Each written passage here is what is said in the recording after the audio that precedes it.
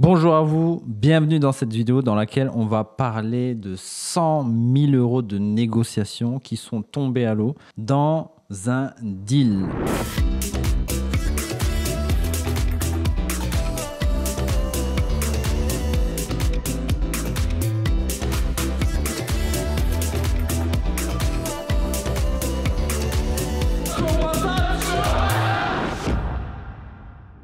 Donc c'est une histoire assez particulière.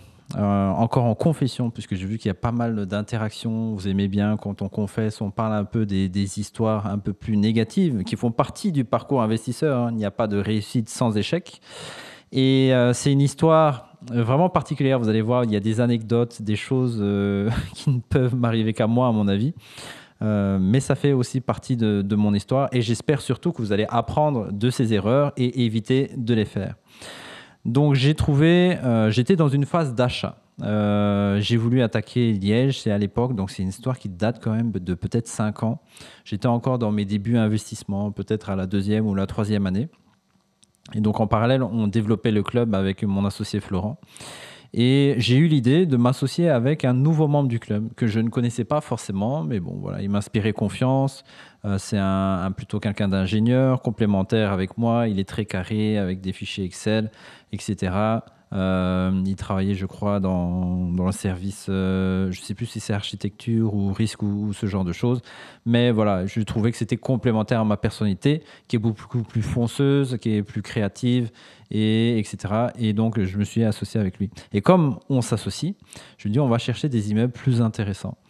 Et on a trouvé vraiment hyper centre de Liège. Et d'ailleurs, c'est un deal qui ne s'est pas fait. Donc, c'est un autre client qui a acheté cette opération. C'est deux autres clients qui ont acheté cette opération quelques années plus tard.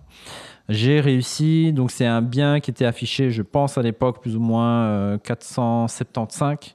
Je l'ai vu et quelques semaines plus tard, je ne l'ai pas visité encore, il y avait une réduction de prix. Je pense qu'ils étaient passés à 465 de mémoire. Je me suis dit, wow, c'est intéressant, le vendeur a l'air pressé, ils sont en train de baisser le prix après quelques semaines. Je vais visiter le bien est vraiment top. Localisation exceptionnelle, vraiment hyper centre de Liège. Il y a 6 unités et un arrêt commercial au prix de 465 000, je pense, de mémoire.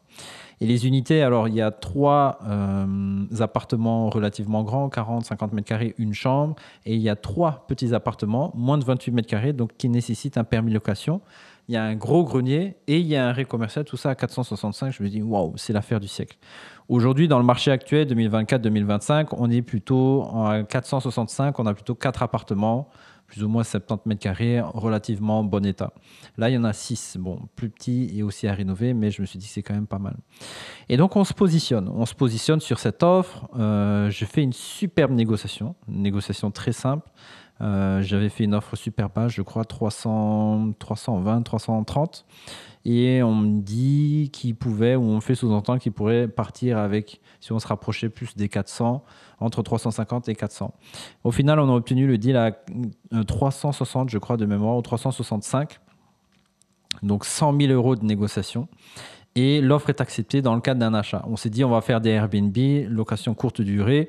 On était avant 2023, donc pas besoin de permis d'urbanisme spécifique. Et ça allait être vraiment l'affaire du siècle, parce que si on fait 6 Airbnb plus le commercial, ça va être vraiment jackpot et tirelire. Et au fur et à mesure qu'on avance, on commence à faire les démarches nécessaires. Donc il y a vraiment des calculs. C'est un peu particulier. C'est un type de montage qu'on appelle le montage guild.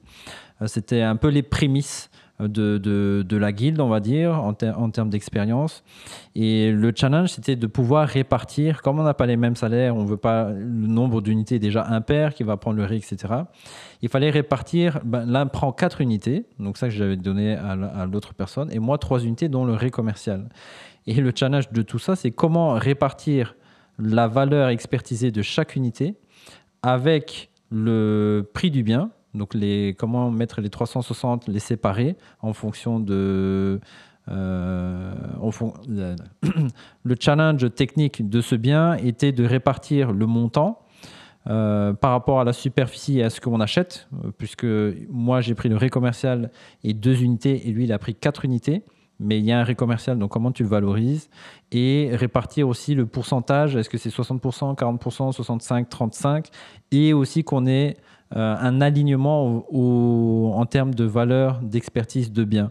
Parce que si lui, on va dire, il prend, pour faire des chiffres très simples, 260 000 de valeur et moi, je prends 100 000 de valeur, il faut que ce qu'il achète, donc les 4 unités, ils valent au moins 260 et moi, ce que j'achète, ça vaut 100 000 euros pour arriver à 360 total. Donc, il y avait un gros challenge de ce côté-là.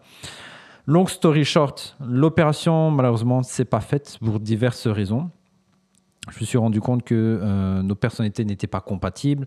Et alors, il y a une petite anecdote assez comique. Donc, on est sorti du deal grâce à des refus bancaires parce que l'expertise n'était pas à la hauteur et diverses raisons. Et alors, c'est rigolo parce que l'agence immobilière que j'avais rassurée, j'avais aussi également rassuré la propriétaire, je l'avais rencontrée, etc. Elle me dit, alors comme ça, on fait des conférences et on ne sait pas acheter des immeubles de rapport. Donc, c'était, elle avait raison en tout cas sur ce cas-ci pour cette opération. Donc, bonjour à vous si jamais vous voyez cette vidéo. Et c'est un deal qui est tombé à l'eau à cause de diverses raisons. Et pourtant, c'était un très bon deal avec Cashflow. Et heureusement que d'autres membres du club ont pris ce deal plus tard, après nous, puisqu'il était déjà validé en termes de valeur, de cashflow. C'était vraiment un super deal.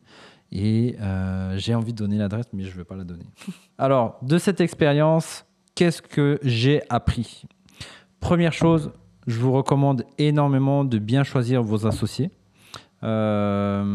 C'est beaucoup d'intuition, c'est beaucoup de feeling. Ma recommandation personnelle, c'est de ne pas s'associer uniquement sur des raisons logiques de complémentarité, mais voilà, faut connaître un peu les gens, voir s'ils ont des valeurs communes, si vous avez une vision commune, ce genre de choses. Donc, bien choisir ses associés. Deuxième chose, pour ce type de montage, vraiment, je vous recommande d'être accompagné parce que c'est assez technique. Les montages de type guide comme ça peut permettre de faire des affaires, mais vraiment des affaires du siècle, même encore aujourd'hui, 2024, 2025, 2026, 2027. C'est en étant malin et créatif, mais ça devient plus technique qu'on peut faire aussi des grosses affaires. Donc, il y a avantages, inconvénients. On n'a rien sans rien, évidemment, dans la vie. Mais ça a été, en tout cas, de manière globale, une superbe expérience, puisqu'enrichissante, et j'ai appris énormément. Ce qui fait qu'aujourd'hui, je peux m'associer avec les bonnes personnes, développer mon patrimoine et aller plus loin. Parce que, comme la devise du club le dit, seul on va vite, ensemble on va plus loin. J'espère, les amis, que cette vidéo vous a plu. On se retrouve dans une prochaine vidéo, dans un prochain podcast. À bientôt. Chaud patate pour investir. Ciao.